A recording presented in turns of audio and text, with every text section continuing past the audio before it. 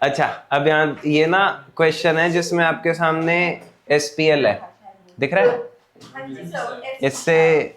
अब वो यहाँ बोलता है कैश फ्रॉम ऑपरेटिंग एक्टिविटीज, तो ऑपरेटिंग एक्टिविटीज बनाना है इस पे, ज्यादा मुश्किल नहीं है। बस प्रॉब्लम ये है आपने ये लेआउट देखा नहीं है, आपने बैलेंस शीट से बनाया है। कैश फ्लो का फॉर्मेट थोड़ी बदलता है, वो तो सेम ही रहता है, बस आप चीजें यहाँ से कैसे लोगे वो उसका आपको ध्यान रखना है। तो पहले लाइंस ड्रॉ कर लेते हैं, वैसे इसमें क्या ही ज्यादा लाइंस ड्रॉ करनी है। फॉर्मेट ड्रॉ कर लो।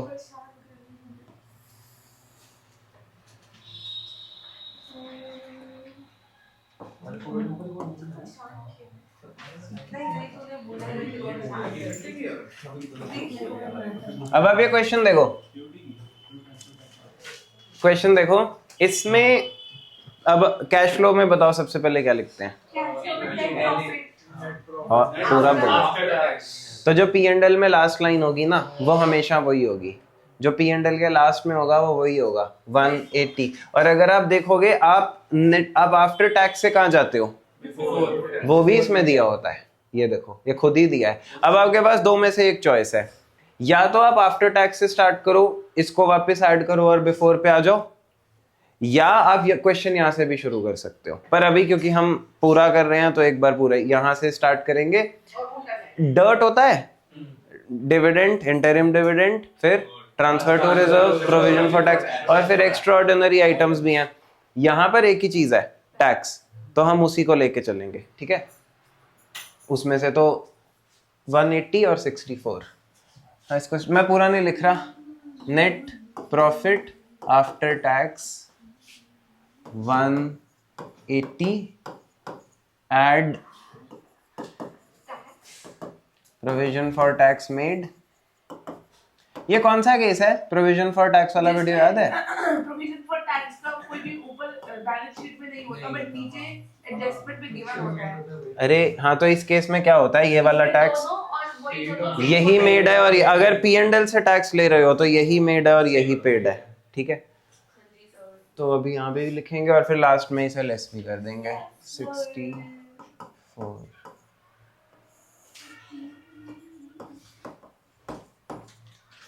244। ये क्या आया? ये net profit before tax, NPBT, net profit before tax. अब इसमें वो भी लाइन लिख देते हैं, एडजस्टमेंट फॉर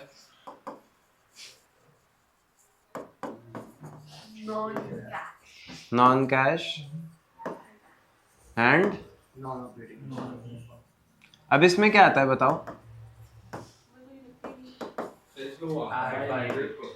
एड W से, हाँ वो इसके बाद लेस होगा। Return of intangible assets. अब देखो यहां से ना, यहाँ कोई पर्टिकुलर ऑर्डर नहीं है। अगर आपको SPL फर्स्ट चैप्टर से आता है तो आपको पता है कौन सी चीज का मिलेगी, नहीं तो आंखें खोल के देखोगे दिख जाएगा। कोई रिटर्न ऑफ इंटेंजिबल एसेट आते तो वो P&L में ही है ना। ये अरे ये है ना गुडविल रिटर्न ऑफ, ये 15,000 ये यहाँ आएगा, एक ही जगह जाता है ना ये, तो बस इधर ही आएगा। कितना था? 18 15 वो लिख दिया। अब हम उसे ऐसे मरिए मत करो। अब इसको हम हटा देते हैं। उसके बाद इंटरेस्ट, यहाँ कहीं इंटरेस्ट दिख रहा है कुछ? नहीं। Loss on sale of asset ये रहा, इसलिए मैं कह रहा हूँ आप चुप रहो, ठीक है। आप बेवजह बोल रहे हो बिना कुछ देखे। Loss on sale of asset 36,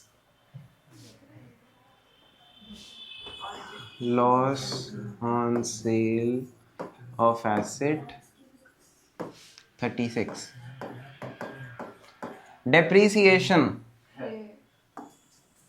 depreciation ये रहा 160, ठीक है। डेप्रीसिएशन 160। तो वाइल्ड में जितने थे वो सारे हो गए। अब एक दो चीजें और हैं जो यहाँ ध्यान रखनी है, पर ये बड़ी रेयर होती हैं। प्रिलिमिनरी एक्सपेंसेस रिटर्न ऑफ कहीं जाता है? वाइल्ड में ही होता है, ये याद रखना। पर वाइल्ड के निमोनिक में तो ये नहीं आ रहा क्योंकि ये होता ही बहुत रेयर है। पर अगर P&L SPL आ गया तो फिर चांसेस हैं ये आपको दिखेगा। तो जहां ये सारे एक्सपेंसेस ऐड हो रहे हैं वहां प्रिलिमिनरी एक्सपेंसेस रिटर्न ऑफ भी ऐड होगा। इसका अमाउंट क्या है? 10,000 sir. इसका 50 बनता है अपने 10. नहीं, कोई नहीं सर.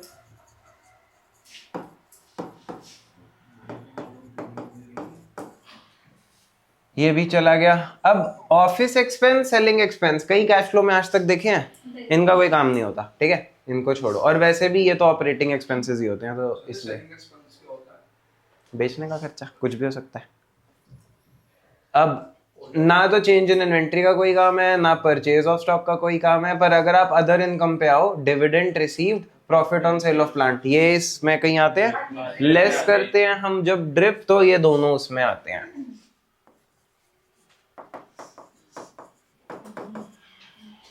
डिविडेंड रिसीव्ड,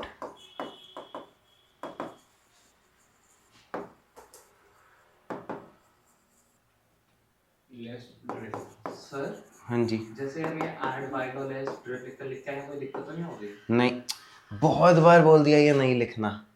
यहाँ पर तो हम ऐसे ही लिख रहे हैं, एग्जाम में ये नहीं लिखना, ठीक है।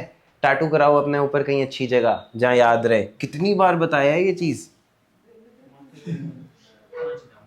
Profit on sale of plant,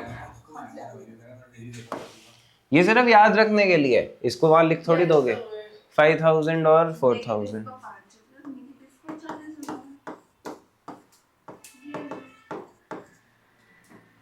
चार नहीं है यार, 40 है। मैंने पहले ही बोला था 40,000. जरूर, आपने 4 बोला।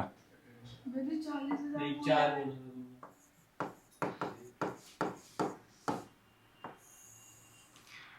ओके, ये क्या हो जाता है? 45। 176 इस सबका सम पक्का? नहीं सर 1,76,000 कैसे 1,76,000 हो नहीं सकता। इनका भाई क्या हो गया भाई? 15, 36, हाँ 176 ही है। अच्छा इसका बोला है सुना चाहिए ना, बिना सुने नहीं बोलना चाहिए. सही कह रहे हैं सर, सही कह रहे हैं 176 ही आएगा। क्या बात है? ओ 220 थोड़ी आएगा, 324 आएगा।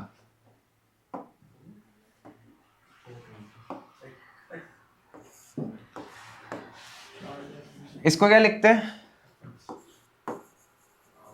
अरे बताओ।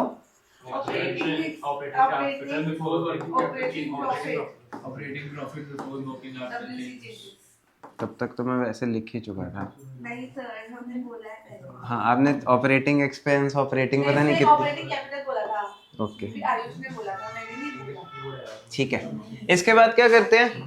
इसके बाद add current, increase in current liability, decrease in current asset. अब वो देखो, करंट एसेट करंट लायबिलिटी कभी P&L का पार्ट तो होते नहीं, तो वो नीचे देगा। अगर वो सिर्फ P&L दे रहा है तो इसके आगे क्वेश्चन सॉल्व हो नहीं सकता, क्योंकि भाई करंट एसेट करंट लायबिलिटी वहां से थोड़ी कभी दिखेंगे, पर वो इसीलिए वो इन्फॉर्मेशन अलग से दे रहा है। तो ऐड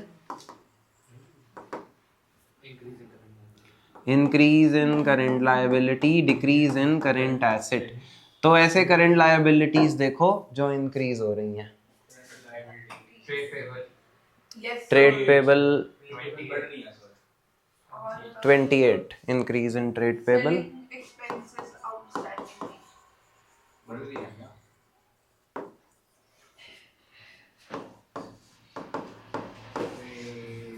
एक्सपेंसेस आउटस्टैंडिंग. उसके बाद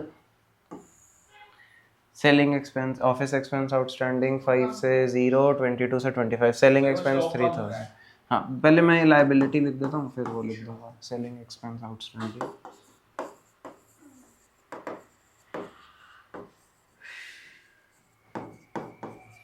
और decrease in, stock in stock. वैसे स्टॉक वहाँ इन्वेंट्री लिखा है ना, तो इन्वेंटरी.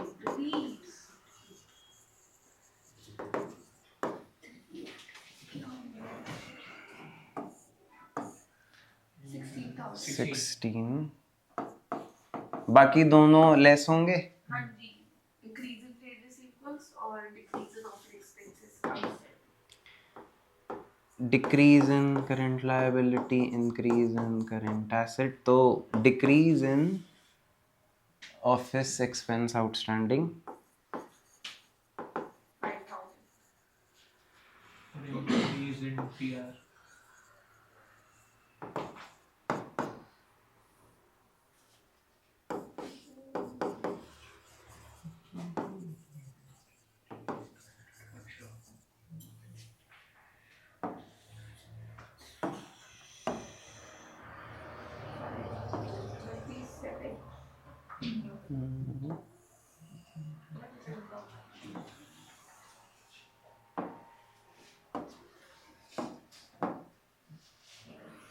ये कितना है आउटस्टैंडिंग? 5,000. 5,000 लेस। और दूसरा वाला 37।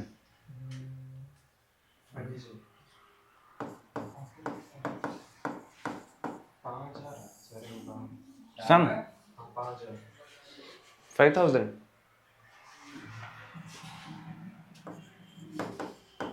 तो ये कितना आता है? 425. और इसको क्या लिखते हैं? Cash generated from operation. इसके बाद क्या करेंगे? हो गया? Next tax page. Next tax page. जब आपके सामने SPL आ जाए और उसमें ये टैक्स लिखा हो तो यही मेड है और यही पेड है, तो इसे लेस करना भी जरूरी है। 64।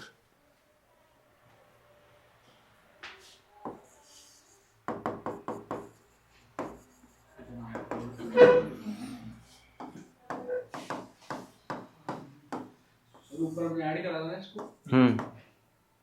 361 आ गया cash flow from operating activities.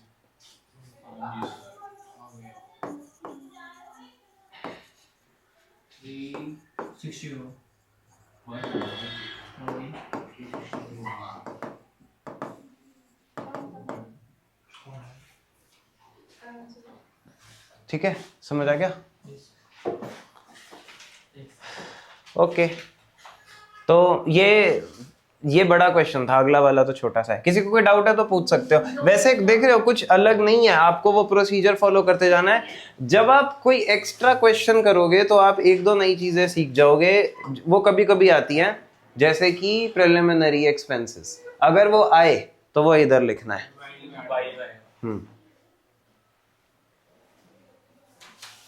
अब क्वेश्चन था, अगर रिजर्व कम हो रहे हो तो वो कब आएंगे? आपके सिलेबस में वो कौन सा रिजर्व, पहले ये बताओ। General reserve. नहीं आएगा वो क्वेश्चन। सर बुक में है. हाँ वो नहीं आएगा, टेंशन मत लो, बोला ना। गुडविल भी है, गुडविल भी आ रही है इसमें। हो जाएगा, हो जाएगा। हो जाएगा. ट्राई करो। ये आपकी बुक में है, 2 P&L के क्वेश्चन है, मुझे नंबर नहीं याद। जो 2 है, ये 8 है, ये 8 नहीं, जो बुक है ये उसी से है। जो अच्छा पिछले वाला 7 था, जो बुक है हमारी उसमें 7 था पिछले वाला, और ये 8 है। दूसरा कैसा है, वही वाला ही है। सेम है सब कुछ से, मतलब अब तो बस करना है, अब आपको आता है। ये गुडविल रिटर्न ऑफ क्या लिखा हुआ है? अभी तो किया गुडविल रिटर्न ऑफ। 3975। ये तो टोटल है इस सब का कृष्णा जी, ये सारे का टोटल ये है।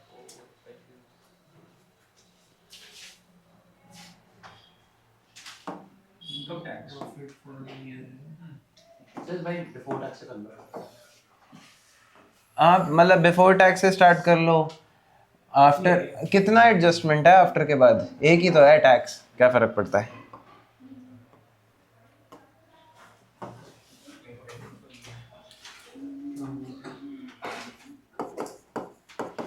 Net profit after tax.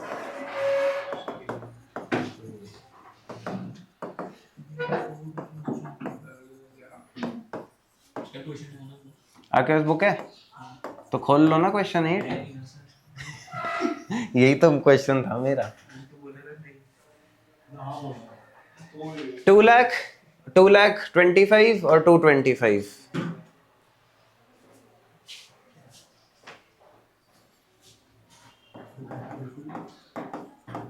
To lakhs इधर आएगा 25,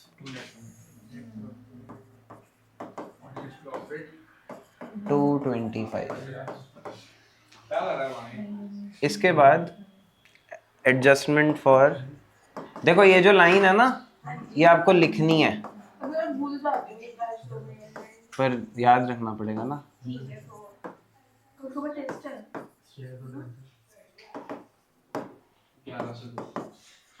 और जो बच्चे का टेस्ट भी देने आएंगे उनकी टेंशन पनिशमेंट। आप टेस्ट दे रहे हो या नहीं?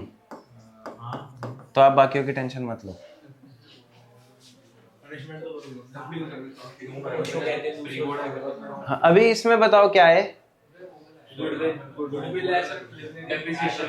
रादर देन ये बताने तुम दोनों क्या बातें करी जा रहे हो, यहाँ ध्यान दे लो।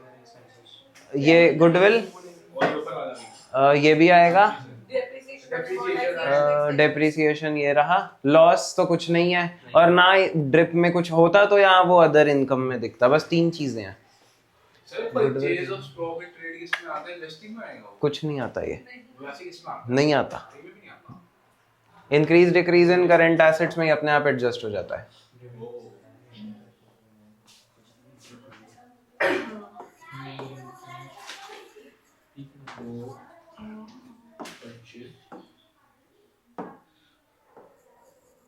गुडविल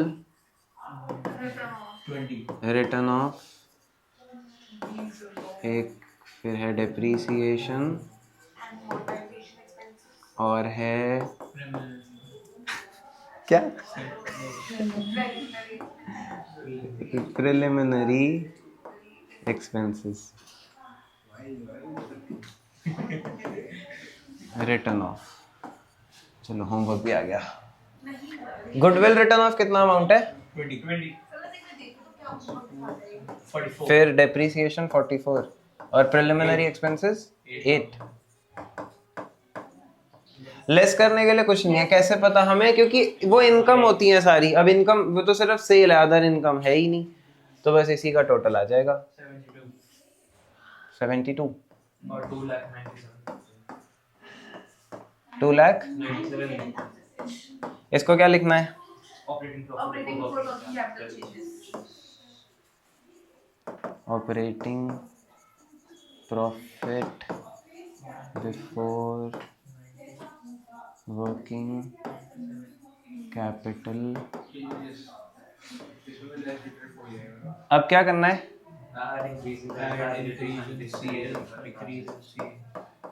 एग्जाम में ये शॉर्ट फॉर्म्स नहीं यूज करनी।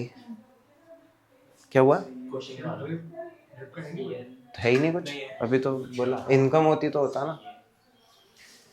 अब इधर देखते हैं कौन से करंट लायबिलिटी बढ़ गए।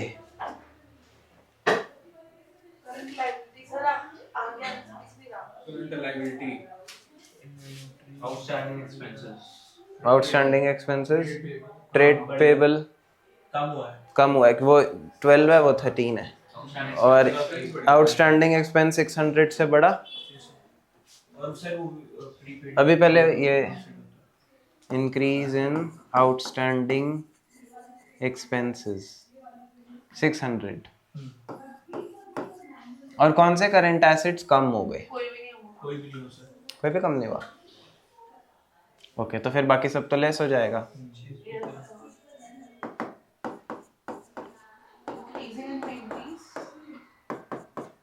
यार वही बना देते हैं तो।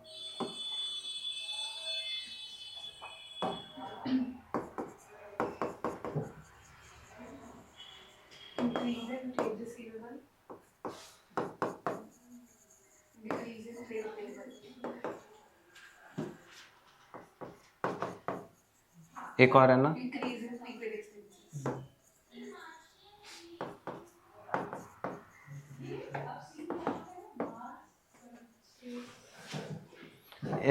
इंक्रीज इन इन्वेंट्री कितना है?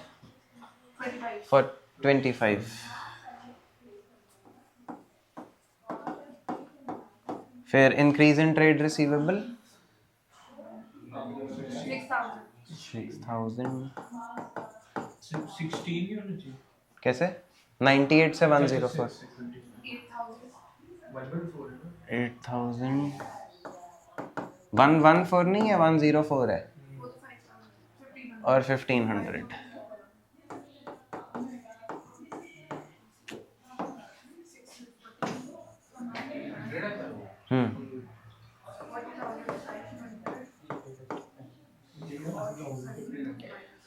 तो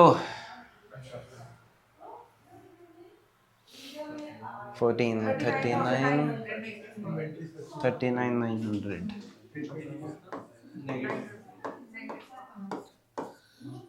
40,000 माइनस कर दो 257 और 100 ऐड कर दो।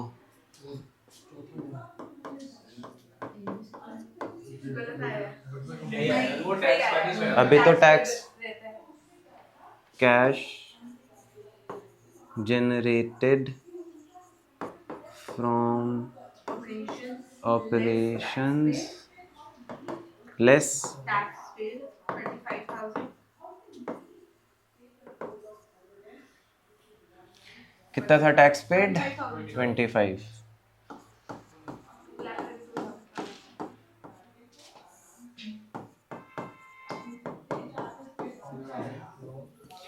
Cash flow from operating activities. yes sir किसी को कोई डाउट है no sir क्या ये टफ है? no sir पर अगर पहले वाले केसेस ना किए हो तो टफ है। yes sir तो हर चीज का ना एक लर्निंग कर्व होता है। अगर आपने बेसिक्स नहीं कर रखे तो फिर कभी समझ नहीं आएगा, और बेसिक्स कर लिया आप क्वेश्चन कितना भी एडवांस कर लें कर लोगे। अगर अब मैं आपको सीए इंटर का भी कोई एडवांस केस कराऊं ना इतना मुश्किल नहीं लगेगा, पर वो सिलेबस में नहीं है तो ऐसा करके कोई फायदा नहीं। पर ये याद रखो अगर बेसिक चीजों पे ध्यान नहीं दोगे तो आगे कुछ समझ नहीं आएगा। और वो करने के बाद अब ये लेआउट ही तो बदला उसने, ऐसा थोड़ी क्वेश्चन में कुछ बड़ा इंटरेस्टिंग नया सा आ गया क्वेश्चन। अब बस एसपीएल से आप इन्फॉर्मेशन ले रहे हो, आपको पता है कि क्या क्या ढूंढना है, निमोनिक्स याद है, सब कुछ याद है, तो इसमें से आप ढूंढ लोगे। वो नहीं किया तो नहीं होगा, ठीक है।